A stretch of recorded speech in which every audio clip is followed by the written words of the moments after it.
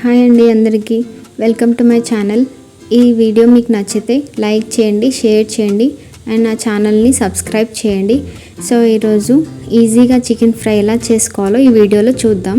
ముందుగా ఒక గిన్నె తీసుకొని అందులో 3 స్పూన్స్ వరకు నేను ఆయిల్ వేసుకున్నాను.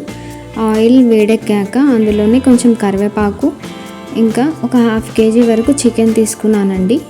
అది వేసేసుకొని మొత్తం ఇలా ఆయిల్ కలిసే వరకు కలిపేసుకొని అందులోనే ఒక 1 స్పూన్ వరకు సాల్ట్ వేసుకోవాలండి. సాల్ట్ ముందే వేసుకోవడం వల్ల చికెన్ తొందరగా ఉడుకుతుంది. ఇలా కలిపేసుకున్న తర్వాత మనం మూత పెట్టేసుకొని ఒక 10 minutes వరకు ఫ్రై చేసుకోవాలండి. కొంచెం ఇలా వాటర్ తేలాక అందులోనే ఒక 1/2 స్పూన్ పసుపు ఇంకా 1 స్పూన్ అల్లం వెల్లుల్లి పేస్ట్ వేసుకొని పచ్చివాసన పోయే వరకు కలుపుకోవాలండి. మళ్ళీ మూత పెట్టేసుకొని ఒక 2 to 3 minutes వరకు ఫ్రై చేసుకోవాలి. చూసారు కదా, ఆయిల్ బయటకు వచ్చేసింది. అందులోనే ఒక 1.5 స్పూన్ వరకు ధనియాల పొడి, ఒక 1 స్పూన్ కారం వేసుకొని మొత్తం కలిసేలాగా కలిపేసుకొని మూత పెట్టేసుకొని ఒక 1 minute వరకు లో ఫ్లేమ్లో ఫ్రై చేసుకోండి. ఫ్రై చేసుకున్న తర్వాత అందులోనే కొంచెం గరం మసాలా వేసుకొని ఇంకా కొత్తిమీర వేసుకొని సర్వ్ చేసేసుకోవడమే.